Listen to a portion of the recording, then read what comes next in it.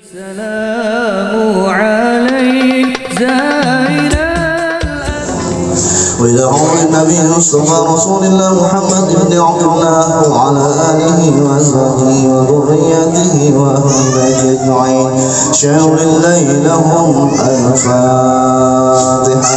أعوذ بالله من الشيطان الرجيم. بسم الله الرحمن الرحيم.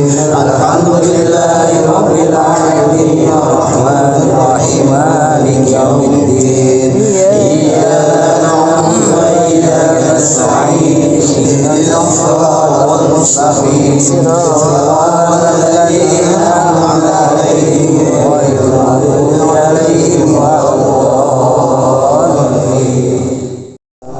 قالوا ما أنتم إلا بشر مثلنا وما أنزل من شيء إن أنتم إلا تكذبون. قالوا ربنا يعلم إنا إليه راجعون وما علينا إلا البلاغ المبين. قالوا إنا تطيرنا بكم لئن لم تنتهوا لنرجمنكم ولنمسكنكم عذاب أليم. قالوا طائركم معكم وجاء المرسلين بالساعات وعلى اتبعوا المرسلين الذي قضى وإليه ترجعون. أأتخذ من دونه آلهة يخلقون الرحمن إلا تغن عني شفاعتهم شيئا ولا ينقذون. الرحمن الرحيم. قل هو الله أحد الله الصمد لم يلد ولم يولد ولم يكن له كفوا أحد.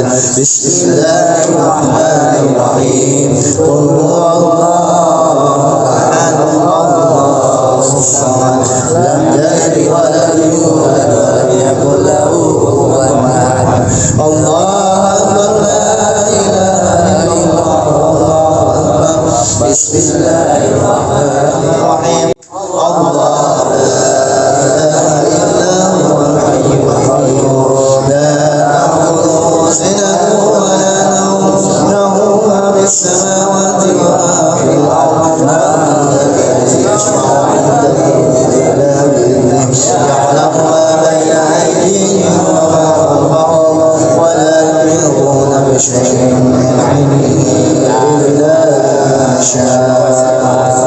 وسع كرسيه السماوات والأرض ولا يؤوده حفظهما وهو العلي العظيم. لا إله إلا الله لا إله إلا الله لا إله إلا الله لا إله إلا الله لا إله إلا الله لا إله إلا الله لا إله إلا الله لا إله إلا الله لا إله إلا الله لا إله إلا الله لا إله إلا الله لا إله إلا الله. اللهم صل على سيدنا محمد وسلم. إن الله وملائكته يصلون على النبي يا أيها الذين آمنوا صلوا عليه وسلموا تسليما. اللهم صل وسلم وبارك عليه.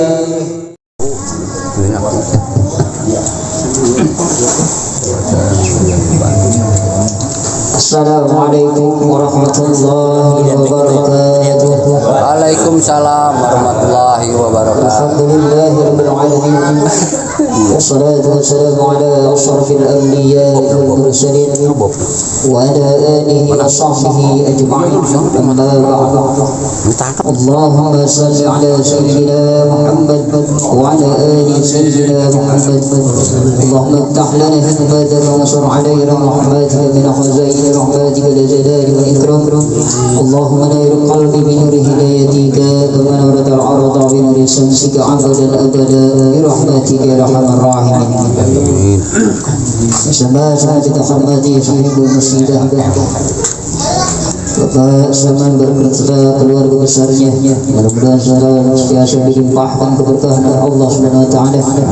Sama-sama kita hormati para pengurus RW, Pak RT, juga para jamaah undangan semua sudah hadirin pada kesempatan malam hari ini. Kita panjatkan rasa syukur kita kehadirat Allah Subhanahu wa taala yang mana dengan segala limpahan taufik, hidayah dan inayahnya dan segala nikmatnya yang telah diberikan kepada kita, alhamdulillah pada malam hari ini kita bisa hadir kembali di tempat ini dalam acara itu takziah kita yang keempat malamnya, dan sekaligus pada malam Senin ini kita ada ta'lim, jadi dibawa ke sini aja sekalian, jadi nggak ada salahnya urusan masalah perkara takziah sama ngaji kagak bisa kagak gitu, biar kata ngaji sama takziah nyambung aja, benar nggak? Sebab ini adalah suatu pahala, jadi duduknya kita di majelis taklim 1 jam saja, nah ini pahala kita beribu-ribu pahala kita kepada Allah. Mudah-mudahan semua yang hadir di sini kita diampuni oleh Allah dosa-dosa kita. Mudah-mudahan kita mati keadaan husnul khatimah. Berikan kita kemanfaatan ilmu-ilmu kita di dalam membenarkan, di dalam menyempurnakan daripada ibadah-ibadah kita. Amin amin ya Allah ya rabbal alamin. Mari kita melanjutkan saja langsung. Ini kita masih dalam pembahasan bab tentang batalnya sholat. Mungkin ada yang sudah sebagian paham batal sholat. Kepada paham batal sholat? Paham? Insya Allah. Ada berapa batal sholat? 11 ya. Di kitab Sabi ini 14, poin 18 ya, 12, poin 9 Batul Mu'in, ya terserah, asal pada ngerti aja. Batal sholat tahunya kentut doang, kentut tahu batal, ada sholat tahu bahwa kentutnya batal, kentut doang, jangan banyak di sini. Bismillahirrahmanirrahim. Kita kembali kemarin ini. Wasabi'uha bisalasi harakatin mutawaliyatin. Jadi yang ketujuh perkara ini, jadi ketujuh dari 14 perkara yang membatalkan sholat adalah 3 rubahan, 3 gerakan yang mutawaliyatin, yang terus menerus. Ayakinan dengan yakin, walau bi'a'dha'in muta'adidatin, itu walaupun dengan setiap anggota-anggota yang banyak. Kaharaka ra'sahu, seperti merubahkan itu orang yang sholat terhadap kepalanya, wa yadaihi, dan 2 tangannya, wa zihabu rizri, dan juga melangkahkan kakinya.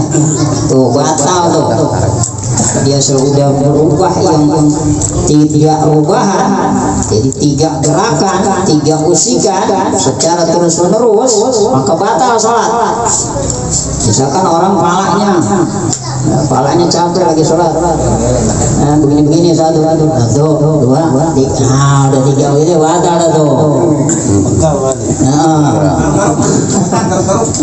Ntar dulu. Ntar tanya ntar aja nih, ada seksi. Gangguin dulu. Kelihatan ya.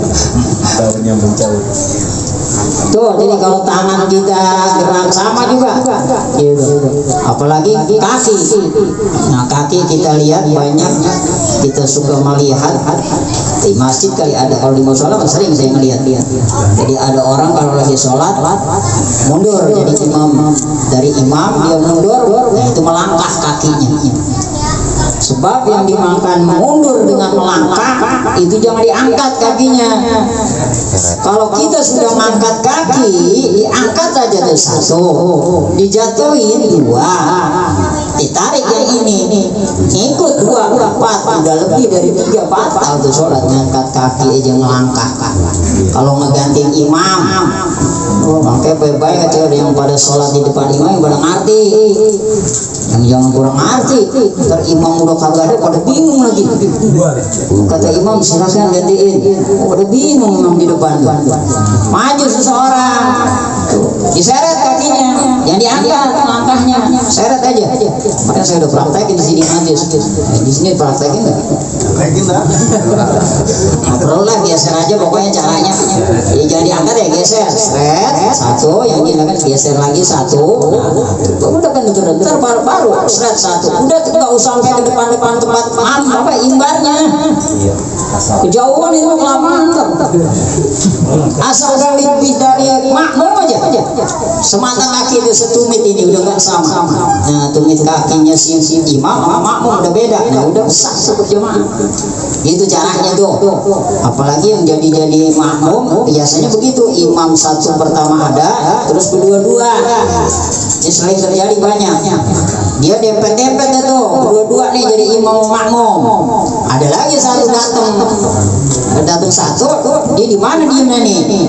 Ya, kalau dia kagak paham kan udah susah itu orang. Mau di mana dia diamnya, di belakang apa di mana? Baik kalau yang ngerti mah dia diam di sebelah kirinya, sebelah kiri imam. Datang lagi satu, jangan ke pinggir sana, di tengah-tengah imam tuh, tengah-tengah imam. Nah yang dua kiri sama kanan tadi kudu paham. Nyamain di belakang tadi di tengah-tengah, mundur dia. Nah tadi dengan cara mundur jangan main langkah aja. Itu terjadi di musola, saya lihat perhatiin banyak yang begitu, salah, batal kalau udah melangkah kayak begitu. Tuh. Tahu kalau imam-imam yang lain, ini imam Syafi'i kita lagi pelajarin ini. Tuh, kalau imam-imam yang lain ada masakan nggak jadi masalah, gitu. Nah, cuman kita di sini tentang pembahasan imam Syafi'i. Jadi cara praktek untuk menggantikan imam kayak begitu modelnya.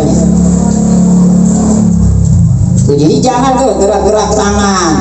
Bahkan di sini untuk menggaruk pun kita dijaga. Cara menggaruk. Jadi jangan main garuk telapak tangan ngikut-ngikut. Satu. Cara ngegaruk itu. Jadi jangan ngegaruk begini. Nah, jadi kalau mau ditaruh dari ini misalkan di sini didiemin. Nah, ini yang bergerak. Atau begini, kita garuk nih, kita tanam kita begini, kita garuk tuh satu jari ini aja ngegaruk-garuk. Biar kata 1000 kali nggak jadi batal. Tapi kalau udah sholat begini, pantat begini, itu banyak orang di masjid itu. Makanya bilang-bilang itu di masjid. Pada ngaji dah sekarang, pada ngerti nih. Jangan dah kalau gatal mau garuk, jangan begitu, jangan gini-gini garuk. Pindah lagi sini. Nah, itu batal tuh. Mutawaliyatin terus-menerus 3 kali berturut-turut. Makanya kalau kita misalkan mau begitu, kita cukup misalkan satu, udah. Kita garuk lagi misalkan garuk satu, begitu, jangan gini-gini. Iya. Kayak monyet. Jadi begitu tuh, cara menggaruk. Kalau kita gatal tuh. Itu kebanyakan tuh berperhatiin orang sholat. Ada yang nggak bisa diem, sholatnya ada aja yang dimainin. Lagi sholat, celana yang kondor, tarik kelihatan. Makanya kalau sholat yang benar. Kadang-kadang itu sempak kemana-mana. Coba tolong bapak kalau lagi sholat pakai celana panjang supaya nutupin kaosnya ke dalam itu ketika sujud kelihatan itu liang tai. Kan batal itu dia nggak tahu batal. Kan sia-sia tuh ibadah sholat. Dia nggak tahu itu batal, tapi orang melihat wah itu kelihatan batal sama orang. Bahkan ibu-ibu tuh kalau telapak kakinya dia mah kagak kelihatan sama dia, tapi orang ngeliat. Makanya kalau yang ngeliat cepet-cepet ketutupin kalau mau. Kalau didiamin itu batal kan. Telapak kaki ibu-ibu. Kalau lagi sholat makanya itu mau kena dipanjangin. Tuh. Ini hati-hati. Masalah pembatalan sholat banyak yang terjadi, kita nggak paham kadang-kadang.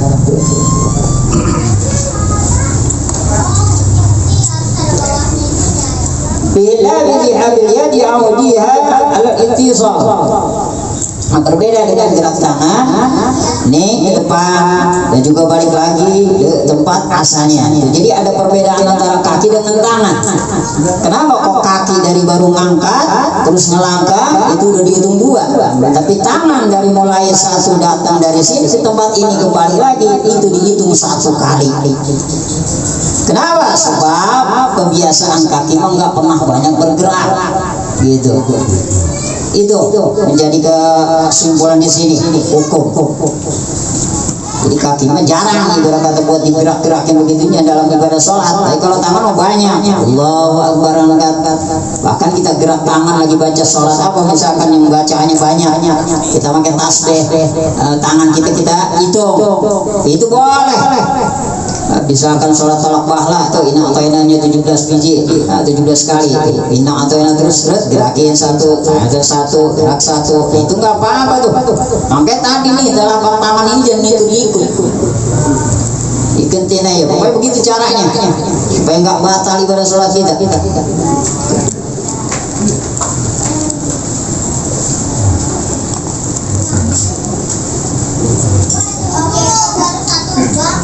Wa amal qalila taharakataini fala tabtul shalah. Nah, adapun berubah yaitu yang dengan sedikit seperti dia 2 kali robahan fala tabtul shalatu, maka itu tidak batal salatnya. Jadi kalau cuma baru 2 kali enggak batal. Ingetin tadi. Jadi kalau kita begini misalkan garuknya begini, nah ini kan begini ngikut ya.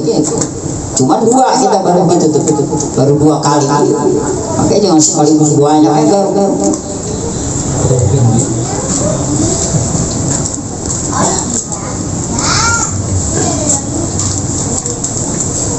Baik kesalahan dikatakan akrama asabuhu al-wusqa bi salati li syahsin.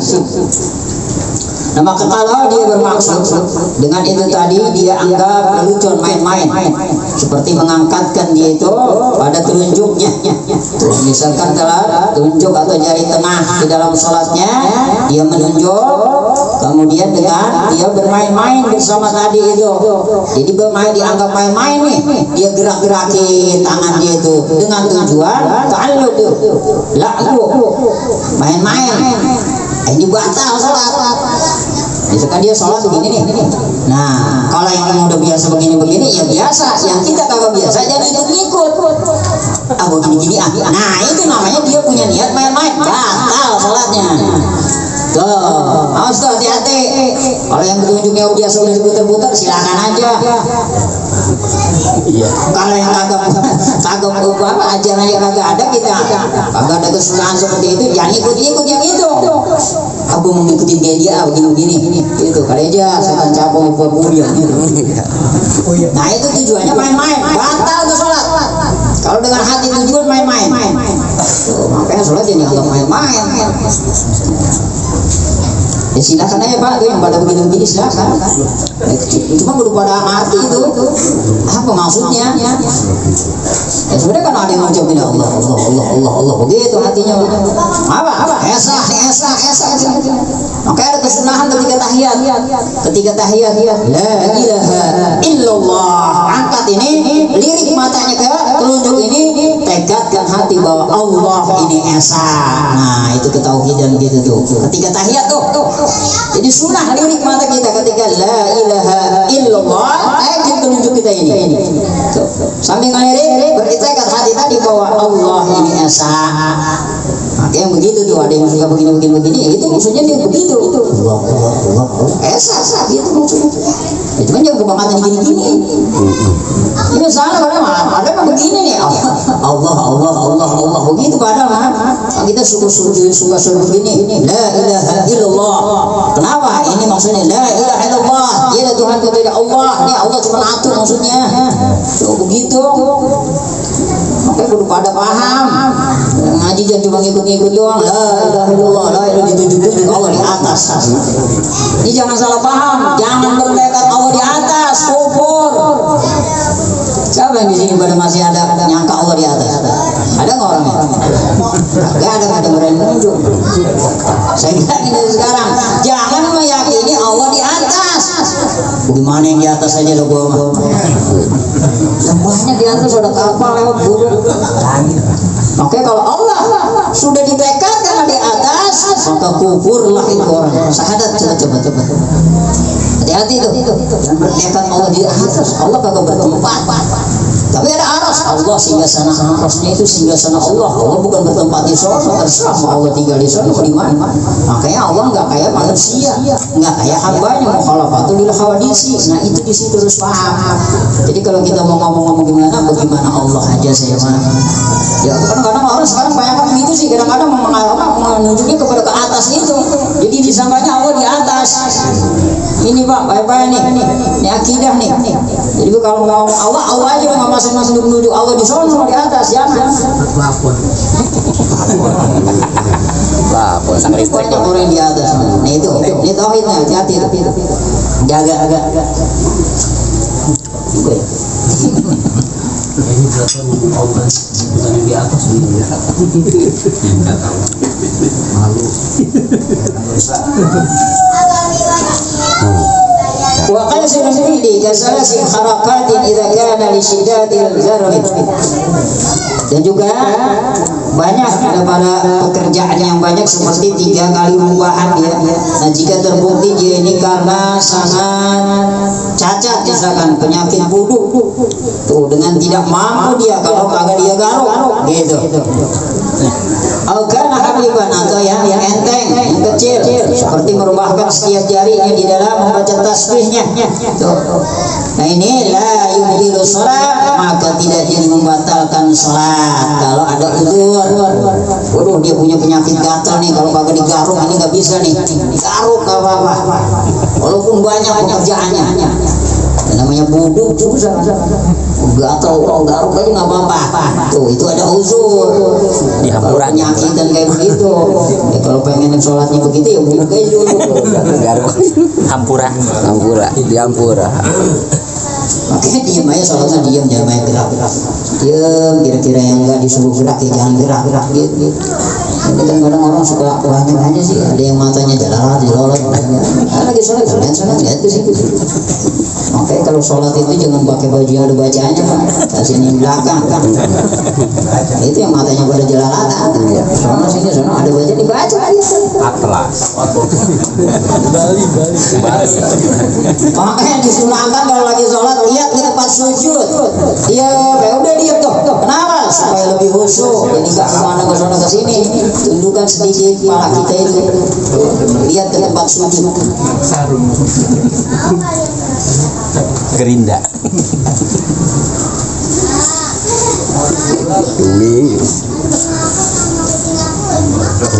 Kemudian wasal minha al-wasfu fahisyah. Ini saya lengkap aja nih. Jadi pembahasan yang garis besar ini aja. Kemudian ke-8 dari yang 14 membatalkan sholat adalah al-wasful fahisyah. Jadi loncat yang keras. Loncat, sholat loncat. Ada orang sholat loncat. Ada ular. Ada. Pas lagi kamu itu ada kecoa kan loncat orang-orang. Baru kecoa doang, gimana fikus?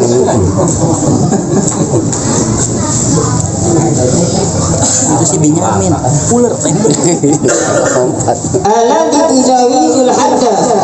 Jadi yang melewati terhadap batas. Wa kaza tahriku kullil badan, dan begitu juga merubahkan seluruh badannya tuh. Dia dengan banyak itu bergerak tadi badannya.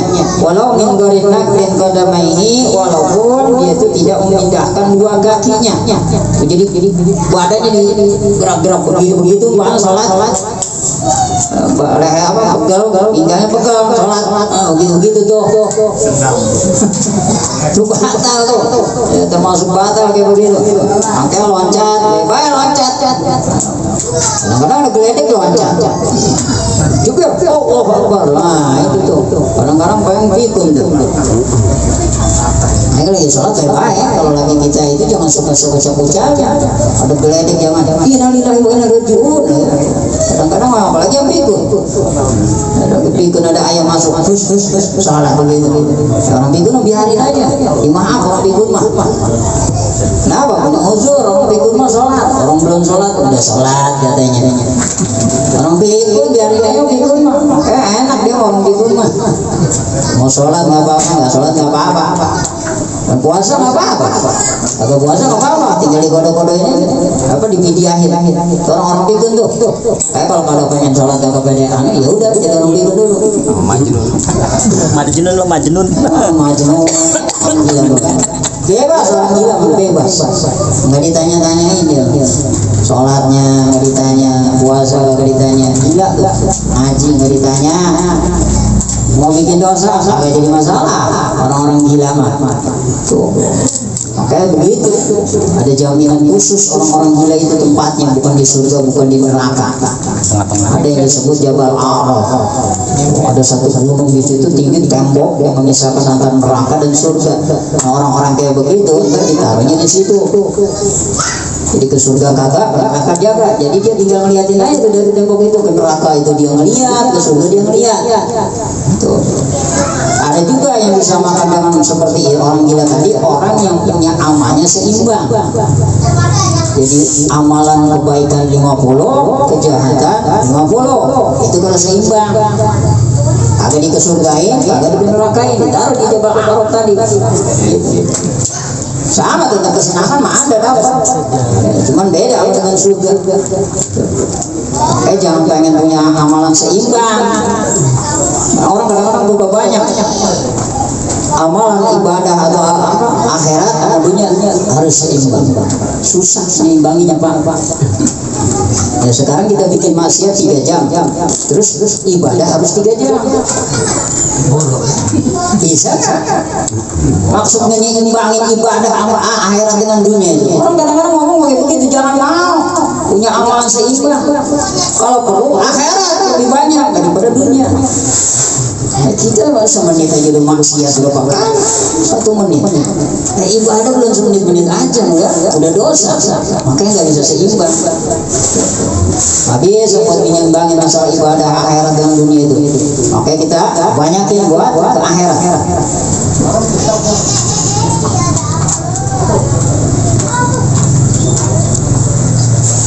Tuh bahkan di sini umpama ada kita nih, kita lagi sholat, ada ular lewat tuh.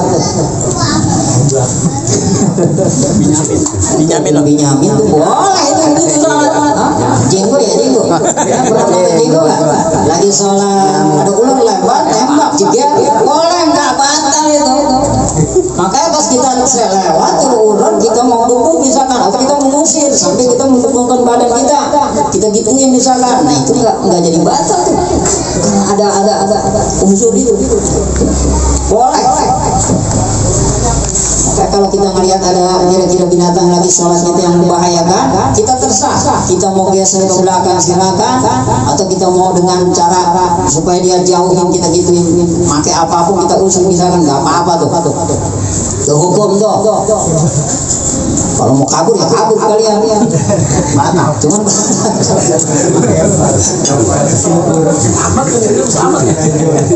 daripada ntar sholat gimana? Nah ini yang jadi bisa batal gini dan sholat nih. Kalau ada ular kayak begitu umpama, aduh dia dekat, aduh dekat nih, oh gue batal sholat, udah batal. Hati-hati tuh, jadi niat dari hati pengen, oh udah aneh, udah asal niat hati pengen udah aneh, berarti memutuskan sholat namanya batal tuh. Udah tuh di nomor selanjutnya tuh, memutuskan sholat di tengah-tengah sholat. Makanya kita nggak boleh tuh Pak membatalkan sholat di tengah-tengah sholat, apalagi nahan kentut. Yang sengaja banget butut aja, udah kagak ketahan angin, sengaja haram tuh sholat ininya. Kenapa? Nggak boleh diputuskan. Kalau kagak udah ketahan nggak jadi masalah. Makanya wajib ditahan kalau pas mau buang angin. Kalau lagi dalam sholat mah wajib ditahan dulu. Kecuali udah kagak tahan mah sampai bunyi.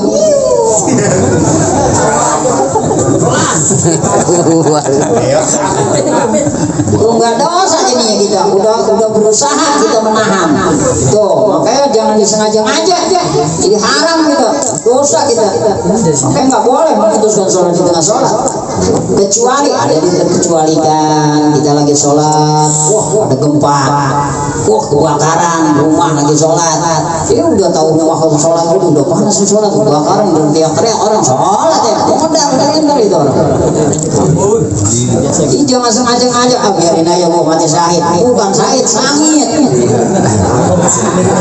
Karunya ilmu. Emang dia barikan, tahu belum meletus di deketin, ya bego.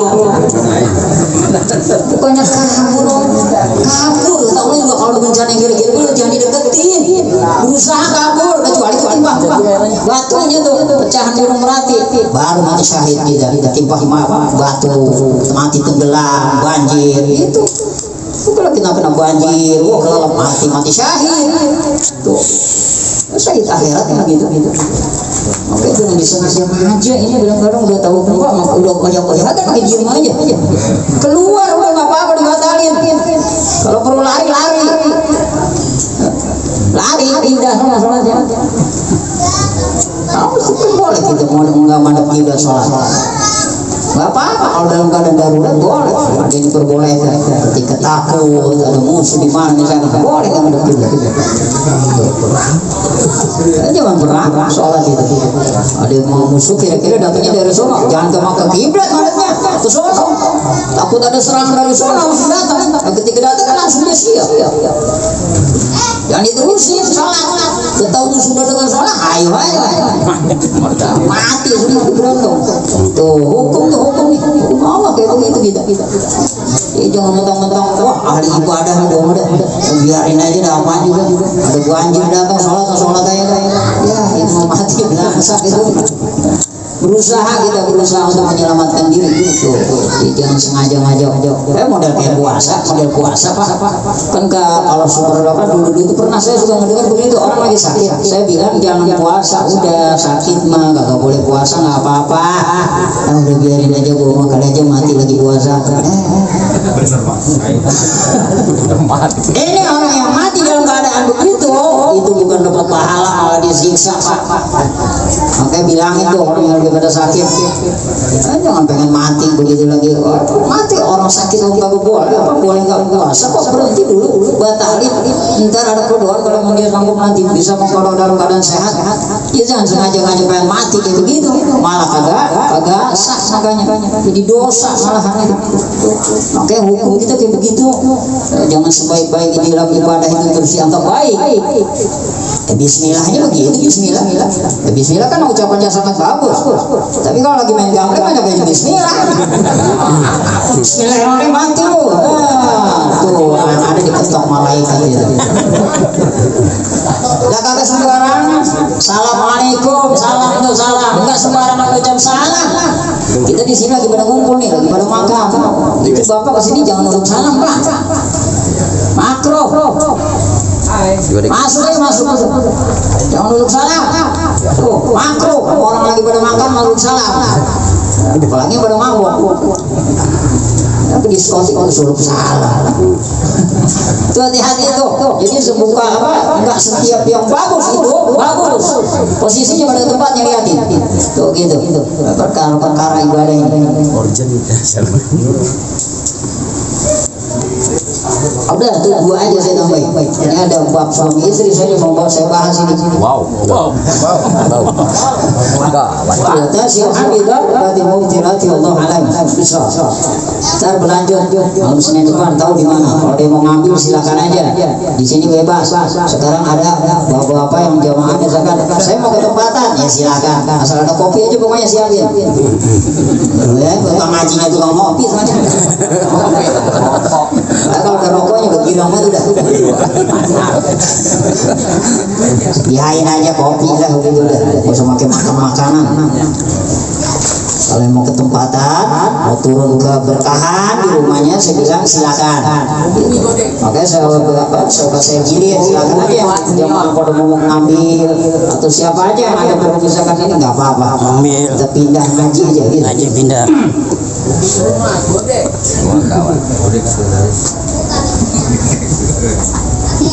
besok. Mana? Bismillahirrahmanirrahim. Ini kita masuk pada bab kedua nih Pak, kemarin yang sudah dari bulan Ramadan mulai istirahat. Ini bab daripada kedua.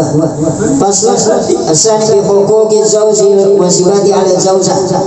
Jadi ini pasal kedua akan menerangkan tentang hak suami yang wajib atas istrinya. Ini kudu paham nih laki-laki nih. Jadi ada kewajiban istri terhadap suami. Kewajiban si suami terhadap istri itu udah kita bahas di seperti yang pertama. Kalau Allah Ta'ala di surat An-Nisa, firman Allah Subhanahu wa Ta'ala di dalam surat An-Nisa, ar-rijalu qawwamuna 'ala an-nisa. Laki-laki adalah yang bertanggung jawab terhadap istri-istrinya. Maka dia mengatakan qawwamuna, pemimpin di rumah tangga itu. Jadi bertanggung jawab. Suami itu tanggung jawab pada istri. Yang udah kawin kagak tanggung jawab, udah nikah pengen anaknya doang, panin kagak, Dengerat. nyari lagi. Buat Atau aja belum habis nyari lagi. Cari lagi. Buat. Atau dulu habisin. Kayak pasangan begini udah habis nih, atau nyari lagi kan nggak apa-apa Pak.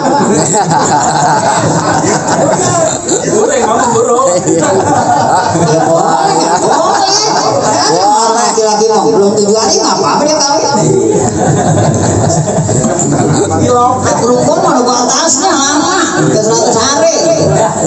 Laki-laki yang udah 3 hari ada yang dilihat juga nggak apa-apa. 7 hari dari kondangan. Jadi boleh. Acara 7 hari dari kondangan, acara apa nih? Nikah aja pasangan. Ya baru 7 hari nggak apa-apa. Siapa yang melarang? Nggak ada larangan. Justru memang kesunahan. Ya sunah. Namanya nikah terus dipakai walimah. Itu sunah. Al-musalidun ala ta'dibihinna bima fadalallahu bihi ba'dahum. Itu yang menguasai laki-laki atas mengajar adab mereka, itu disebabkan itu yang telah Allah memberikan kelebihan atas itu laki-laki atas perempuan. Itu berarti Allah udah melebihi laki-laki Pak. Oke, jangan istilah perempuan pengen melebihi laki-laki. Ini menyalahi kodrat itu. Dan sekarang udah banyak kayak begini. Pejabat cewek mulu sekarang. Gubernur ke bupati cewek, sampai ke presiden dulu kita cewek.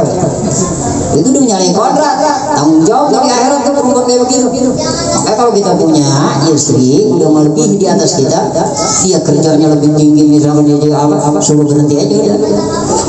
Udah lo nggak usah kerja, urusin aja anak istri, anak suami dan udah begitu aja. Itu kalau bisa, kalau itu kan kagak. Lagi suaminya emang kerek. Nah ini jadi bahaya itu. Istrinya udah pokoknya harta banyak aja. Lakinya kerek. Udah disuruh ngapain aja, istri juga mau lakinya. Ini jangan Pak. Kita lebih unggulkan Allah. Walaupun kita semiskin apapun, istri kita sekaya apapun, tetap harus di bawah seorang istri itu. Nggak bisa istri itu naik ke atas, apalagi jadi imam. Nggak ada. Misalkan bapak kita kan laki kita nih, lakinya bodoh, nah, ceweknya pintar istrinya, nah kagak bisa istri jadi imam, tetap yang bodoh jadi imam. Pak sholat imam bapak jadi imam, wah kagak bisa. Ya udah kalau emang kagak bisa, gua aja kita pemainnya, tapi sama-sama bego jadinya. Kagak asah itu kayak begitu, kagak asah tetap laki naik jadi imam. Itu udah paham di situ tuh orang perempuan. Makanya jangan takut kita Pak, laki-laki jangan takut orang perempuan. Makanya kalau perempuan gampang ya. Masa kita lagi di anu yang kita itu udah kita pakai kipas saya begini pakai yang merah yuk, aduh gerah nih gerah.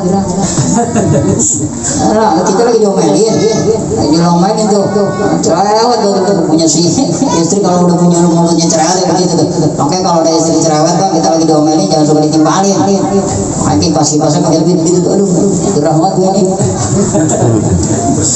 Tapi dia nanya, apa nih tuh merah-merah gitu? Nah udah lu ngoceh aja itu kipas. Makanya kalau istri lagi ngomel, laki jangan itu ngomel lagi. Ini yang kurang paham di rumah tangga jadi pada ribut begitu. Udah tahu tuh laki emang tukang ribut, ceweknya marah ya udah ditimpalin. Habis ya piring pada terbuang tuh. Demo. Awas tuh jangan. Iya. Lakinya diam. Kalau udah kira-kira udah belum, mungkin gitu. Udah, mana ya udah. Tungguin aja biarin. Kalau saya begitu. Makanya kalau lagi pusing-pusing emang istri kan ada aja. Saya mah suka tinggal aja, tidur. Ini maju di depan, datang ya. Lalu dia cari, dia butuh duit dia nyari. Butuh duit mah nyari dia. Kita duit di dompet biasa di kantong, saya bawa ke depan. Biasa ngambil di saya mah udah izin aja lama. Istri saya kalau mau perlu duit itu di kantongnya ambil. Kalau mau di kantongnya di dalam dompetnya. Kagak ada juga emang dompetnya doang.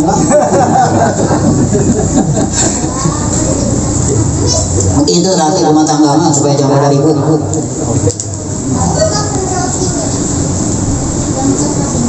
Wa bima anfaqu alaihinna min amwalihim, dan juga disebabkan yaitu yang telah mereka memberi nafkahnya kepada mereka itu dari harta-harta mereka itu laki-laki binikahinna itu pada waktu menikahnya kal mahri juga seperti mas kawinnya wa nafqati dan nafkahnya itu semua makanya dikumpulkan laki-laki dari sebab itu semua. Jadi mahar yang bayar yaitu laki-laki, nafkah yang masih nafkah yaitu laki-laki. Makanya tetap dalam artian apa kewajiban seorang suami walaupun sebesar apapun dia kemampuannya. Makanya paling kagak orang yang paling kagak punya banget 1 mud sehari itu nafkahin istri 1 mud 3/4 liter. Punya dia 10.000 berarti cukup sehari buat ngasih makan istri. Ini istrinya pemantau duitan istrinya. Makanya saya punya istri alhamdulillah mau dikasih gitu dipertemuinnya. Punya dia 10.000 ya makan segitu adanya. Kagak ya kalau pada makan gitu aja udah nungguin berkat.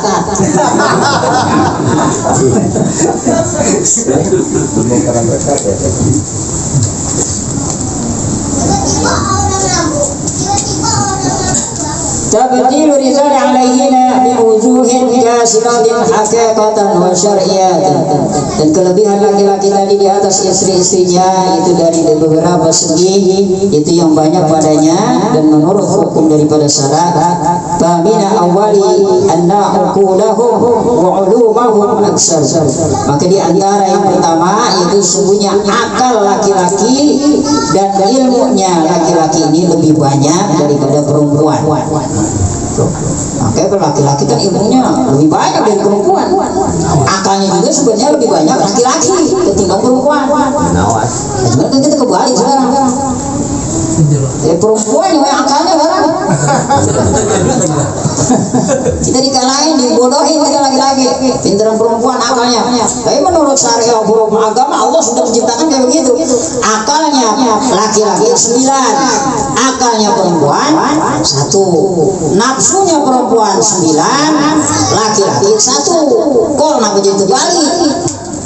Giliran nafsu laki-laki yang nomor 1, padahal cuma 1 dikasih sama Allah.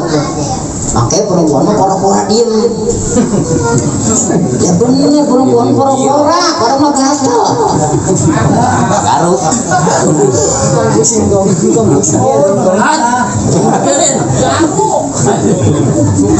Kita punya nafsu bisa ditahan, bisa diambil misalkan.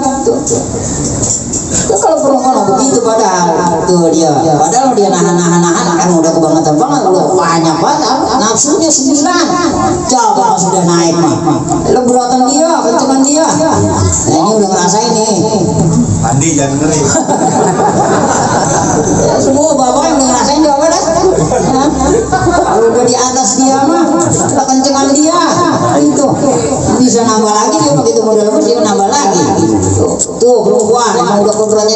dikasih kayak begitu. Akal laki-laki mau cuma atur, cuman kagak berpikir ada laki-laki kita. Hati-hati aja. Makanya jangan ngebodohin perempuan mulu kita. Wa qalubahum 'ala al-a'mal. Dan juga hati-hati mereka ini mengerjakan amal-amal yang susah payah. Asbaru, dan juga mereka lebih sabar. Wa hadza quwata wal kidabatu ghaliban, dan juga dia punya kekuatan yang juga dalam menulisnya pada umumnya, wal furusiyatu, dan juga kepandaian itu dalam apa di sini diartikan naik juga. Pokoknya semua dalam perkara-perkara itu di laki-laki adanya. Wa kihimul ulama, dan juga di golongan laki-laki ada para ulama. Wal imam, dan juga imam, kepemimpinan al-kubra yang besar. Wa sabru, dan juga yang kecil. Wa jihadu, dan juga ada jihad di laki-laki. Wal azanu, dan azan. Wal khutbatu, dan khutbah. Wa jum'atu, dan jum'ah. Wal itikamu, dan juga itikam. Wa syahadatu bil hudud, dan juga dia bisa menjadi saksi di dalam berbagai hal. Wal qisas, dan juga qisas. Wal inkihati, dan juga dalam akad perkawinan pernikahannya. Dan wahulahwiyah, dan sebangsanya. Tuh, itulah jadi kelebihan-kelebihan juga. Ada juga di dalam al-mirasi sebagai menerima waris, itu berhak. Tuh, makanya dia lebih banyak ahli waris laki-laki daripada perempuan. Nah ini, jadi jangan sekarang apa namanya, emansipasi wanita. Aduh, harus di atas perempuan. Jangan ngikutin kudrat ilahi, jangan menyalahi kudrat Allah. Gak usah tinggi ke sono-sono, udah biarin. Kalau pengen masuk surga mah cukup udah, perempuan gak usah kemana-mana.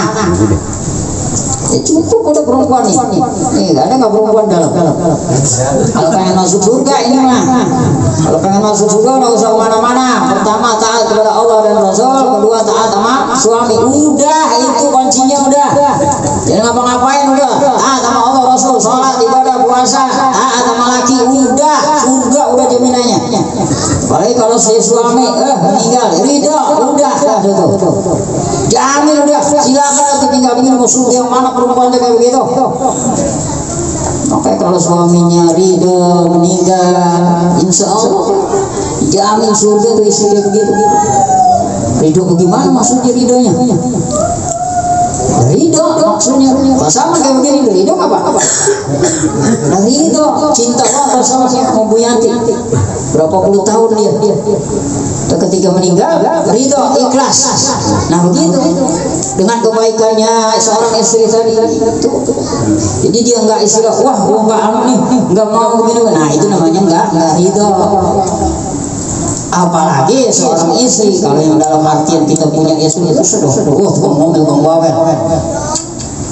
Besok mati, lakinya kira mati. Alhamdulillah.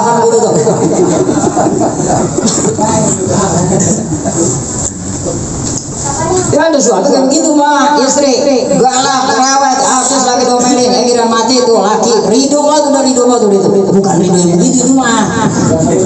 Kalau ridho agak dalam agama itu maksudnya itu kan benar-benar diajak istri kayak begitu mah. Lelakinya girang banget mati. Awas tuh, alhamdulillah mati. Aduh, nanti gua diomelin nih. Bukan ridho yang begitu nih Pak, jangan salah paham.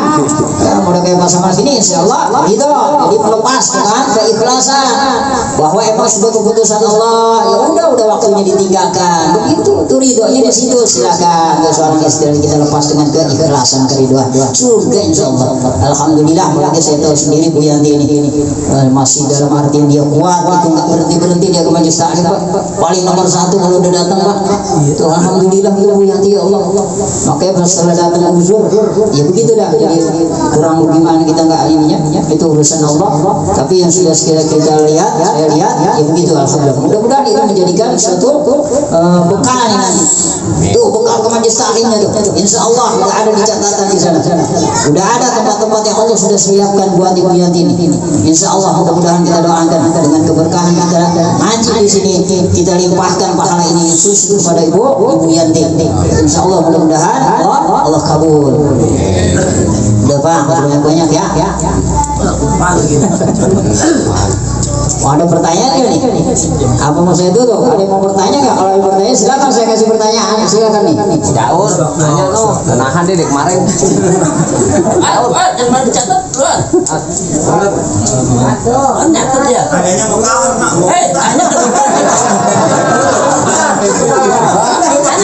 Silakan, kalau ada yang mau silakan bertanya silakan. Tanya ke samping. Karena sangat saya jawab. Kasih mic. Tanya guru. Kalau ada orang sholat, dia bersin atau bangkis itu hukumnya gimana? Buat nanya sama saya. Jawab saya itu. Kasih ditanya.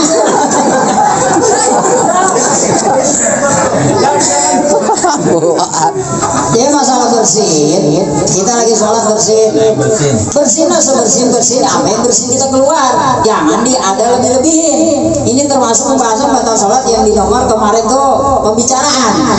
Jadi berbicara dengan satu huruf, baik itu dipahamkan atau tidak. Seperti kita bangkit, nah dimainin kayak begitu hasil harusnya kagak hasil, jadi hasil. Nah ini batal sholat. Jadi kita bangkit kita sebangkis kita aja. Kita udah bangkit, bangkis kita begitu, ya udah begitu. Kalau ditahan silakan, kalau memang mau ditahan. Makanya bersih mah apa? Ini nikmat, jangan ditahan-tahan. Kentut, jangan ditahan-tahan. Lagi sholat. Makanya kalau mau kentut aja. Jangan lagi sholat tadi. Makanya pas mau sebelum sholat, pengen kentut, buang. Kalau ditahan-tahan, makruh. Begitu. Buang lagi sebelum sholat mah. Jadi yang dimakruhkan sebelum sholat, sudah di dalam sholat wajib. Jadi orang bagus begitu, jangan mengucap alhamdulillah. Alhamdulillah batal. Lagi sholat mengucap alhamdulillah. Kan sebelahnya ya alhamdulillah. Itu alik lagi ya alhamdulillah. Udah lah main sholat batal. Makanya bangkit saja udah. Enggak disunahkan mengucapkan pujian alhamdulillah. Tidak disunahkan. Nah, jadi disunahkan mengucap itu bersanding dengan kalimat pujian di luar sholat. Ada juga Pak begini nih, ini saya masih banyak dengar. Jadi ketika orang sedang membaca surat Sabis di akhir waswa Ibrahim wa Musa, ini jangan suka mengucap alaihissalam, batal sholatnya. Itu suka masih ada kedengeran. Enggak disunahkan mengucap kalimat salawat atas Nabi kalau di dalam sholat diucapkan nama Nabi. Lagi sholat enggak disunahkan. Tuh Nabi Muhammad kagak diperintah. Apalagi Nabi Musa dengan kalimat alaihissalam itu bisa jadi batal sholat. Enggak ada kesunahan di dalam sholat tuh. Tapi di luar sholat kita mendengar nama Nabi ucapkan dengan salawat. Nabi Muhammad sallallahu alaihi wasallam sallam alaihi sama yang mana. Itu baru kita diperintah, disunahkan, bahkan dicap sama Nabi. Kalau orang disebut sama Nabi tidak mengucapkan salawat, itu orang pelit.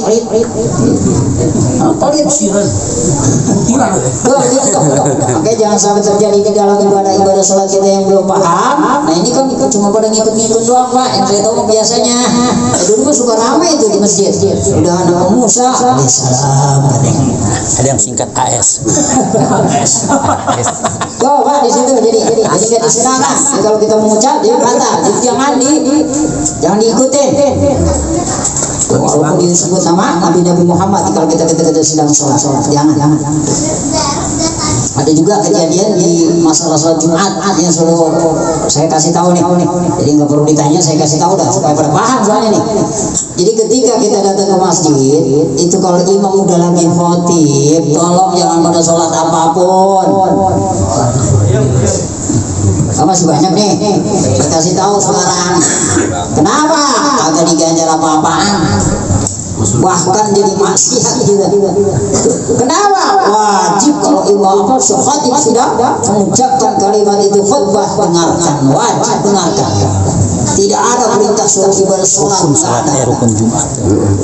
Tuh gitu toh. Makanya kalau kita pas datang ke situ, khatib udah di atas, itu bila lagi ajak sholat dah kalau mau sholat. Sholat tahiyatul masjid tuh sholat. Jangan nungguin si itu udah selesai. Mau ajin kira dia aku baru sholat. Ini orang kurang paham begitu. Nih, kerjain tuh sekarang tuh udah paham. Jadi kalau kita datang ke situ udah mulai, udah baca, udah duduk. Duduk ya langsung dengerin. Percuma ibadah juga. Sholat duduk. Orang kagak digajar sama Allah. Banyak sekarang masih banyak begitu. Makanya pas ketika datang orang lagi aja bukannya sholat cepet-cepet malah nungguin aja. Ngaji dong tahu mau sholat apaan dia. Ya iya mau sholat apaan tanya deh.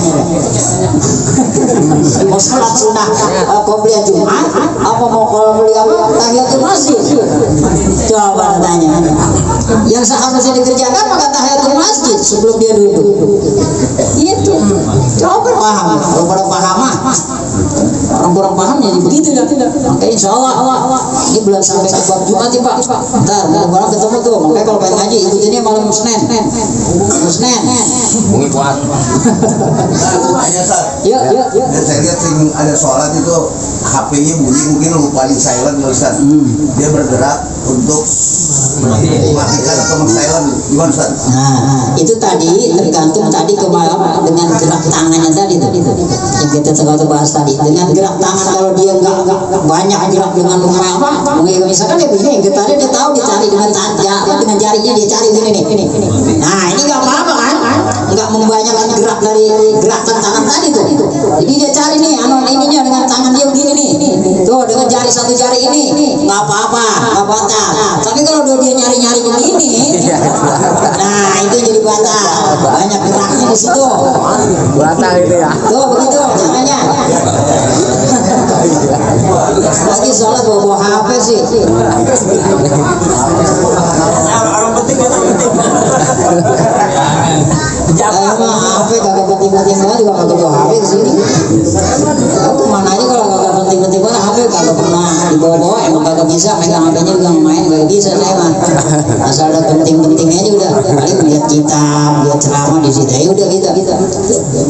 Nah itu HP saya di rumah gitu ya kelihatan. Makanya kalau ada yang nganuin saya WA, mohon maaf aja saya kalau kagak ngebalas. Kagak pernah megang HP. Ada juga ntar malam tuh kira-kira jam 11 setengah 1 baru saya buka tuh HP.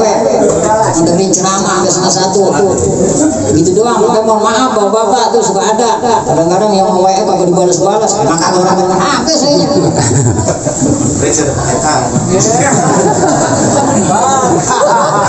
Beringat.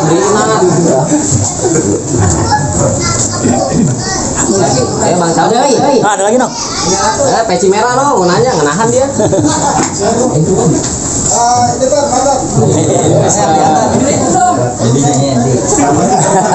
Salam aja. Salam lu. Mana? Nama. Hukum sholat Jumat Ustaz. Apaan? Hukum sholat Jumat.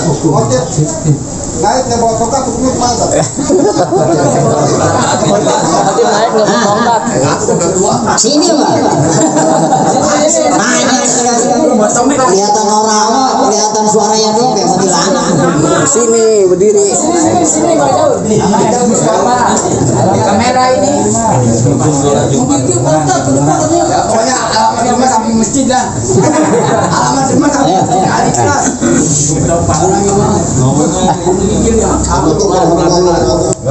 Salam.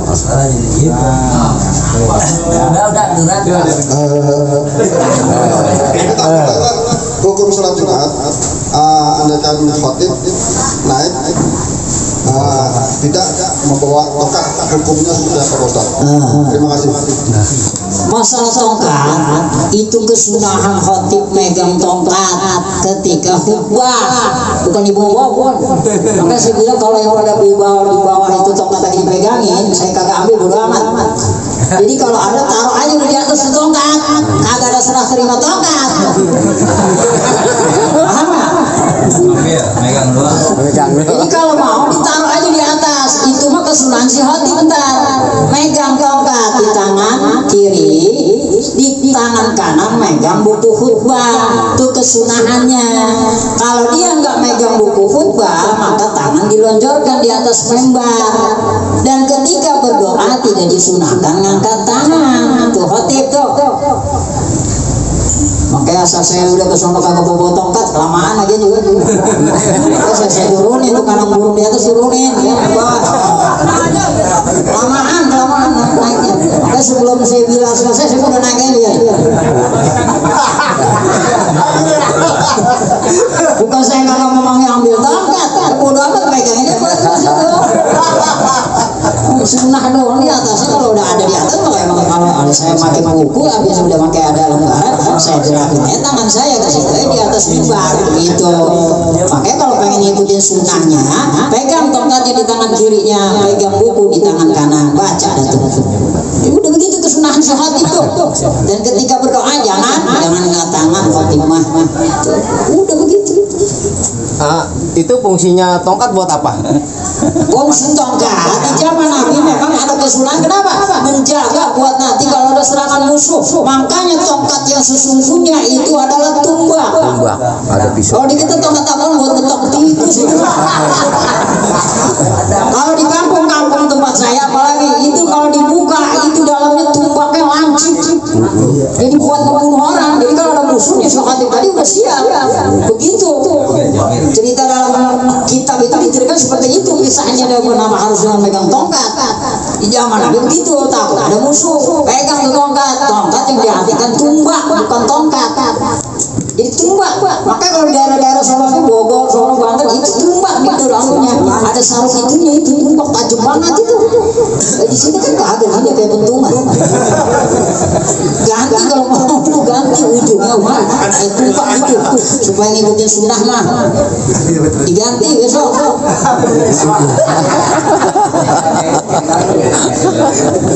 Lebih 34 juta beli batu gue ya.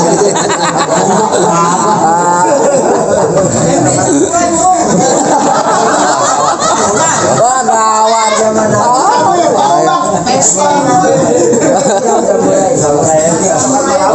pakai samurai ya. Ini banyak emang banyak kesalahpahaman, orang itu banyak kesalahpahaman. Saya nggak jadi masalah kalau serah terima tongkat, cuman nggak ada kesunahan untuk serah terima tongkat ini nggak ada. Jadi maksudnya kesunahan itu si khotib megang tongkat itu nantinya. Itu bukan yang lagi Bilal. Udah, paham itu. Nah, ini besok menjadi khotib ya. Dia menjadi khotib. Jadi mau siap-siap itu pahamin yang begini caranya. Calon Amin. coba calon khotib.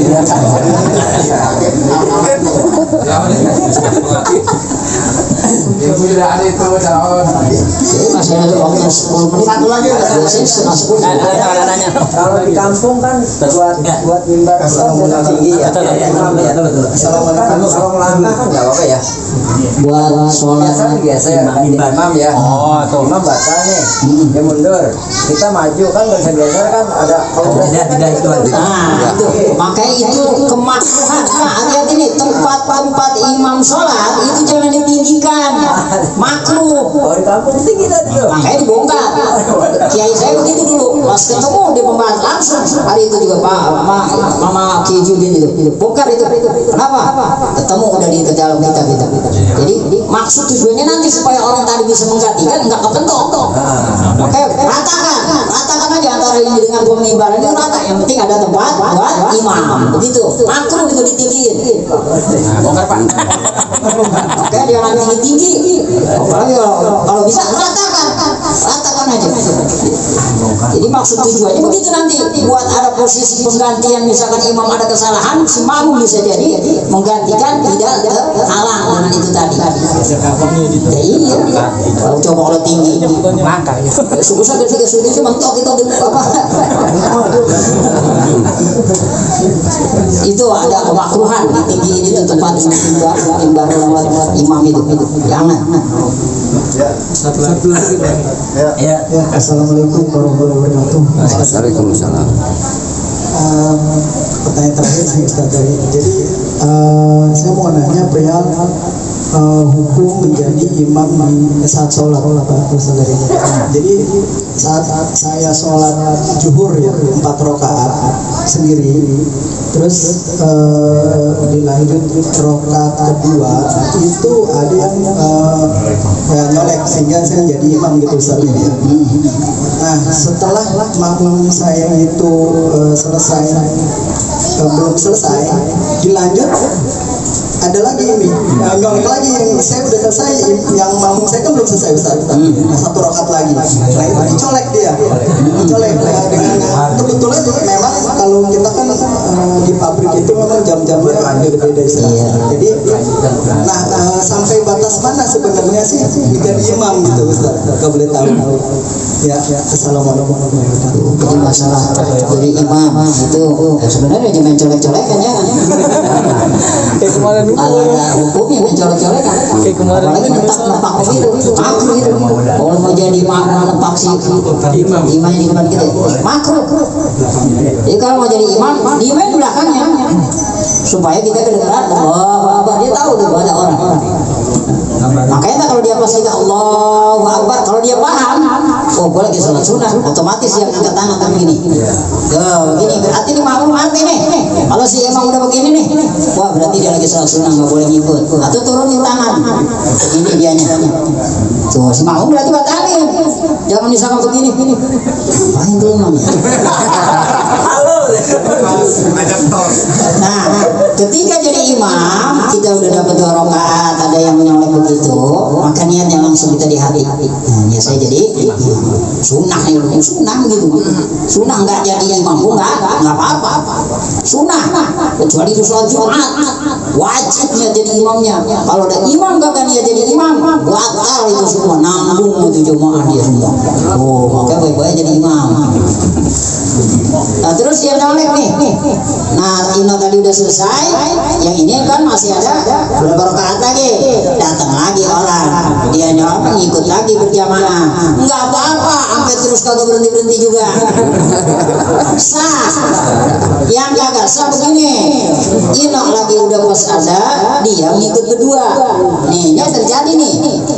Berdua-dua ngikut nih. Nah Ino udah selesai 2 rakaat tadi, dia udah selesai, assalamualaikum. Kan dia tinggal dua-dua nih. Nah ini yang satu sama temannya dia malah mundur. Ikut apa yang temannya satu jadi imam, itu kagak sah.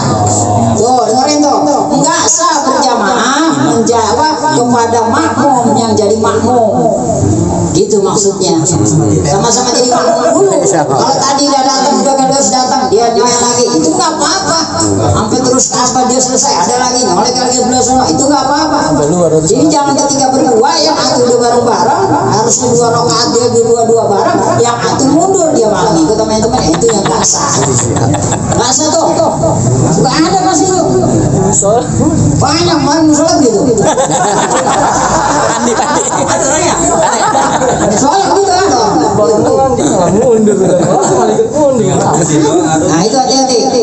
Ini harus paham juga kita. Insya Allah makanya banyak ilmu. Ini kan kita begini kan terbuka Pak, enak ya. Enak gak ada begini? Enak ngaji terus, besok yang ngaji lagi. Tak kagak maaf kok kita isi lihat malam sampai 7 malam. Apa kebenaran ilmu yang memahami lagi ya.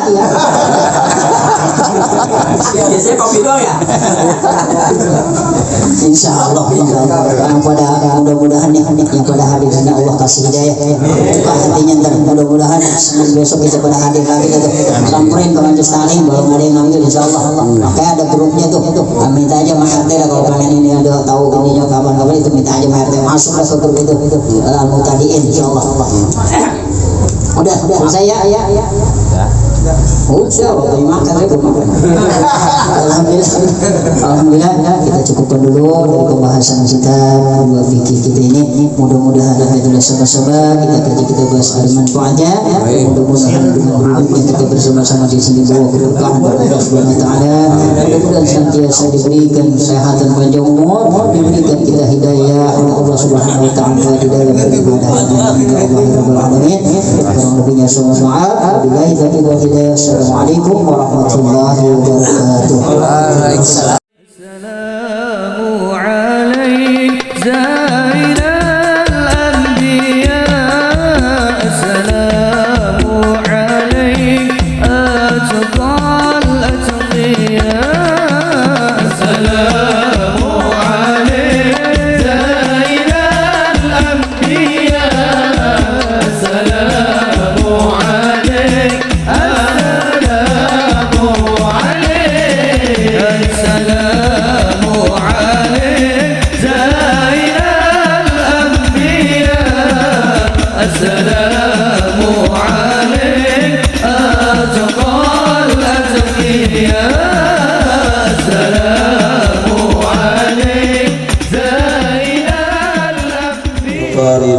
اللهم إنا نسألك سلامة في الدين والدنيا والآخرة والعافية في الجسد والجنة في العلم بركة في الرزق توبة قبل الموت ورحمة عند الموت ومغفرة بعد الموت اللهم حاول علينا في شكرة الموت ونجاة وبالسر يسيرا اللهم افتح باب الخير وباب البركة وباب النعمة وباب الرزق وباب الصحة وباب القوة وباب السلامة وباب الجنة من كل بلد الدنيا والجاه بالآخرة شر الدنيا وشر الآخرة واغفر برحمتك يا أرحم الراحمين ربنا يا الله آتنا في الدنيا حسنة وفي الآخرة حسنة وقنا عذاب النار وادخلنا جنة مع الأبرار يا عزيز الغفار برحمتك يا أرحم الراحمين صلى الله على سيدنا محمد وعلى آله وصحبه وسلم سبحان ربك رب العزة عما يصفون وسلام على المرسلين الحمد لله رب العالمين تقبل منهم تقبل يا كريم اللهم صل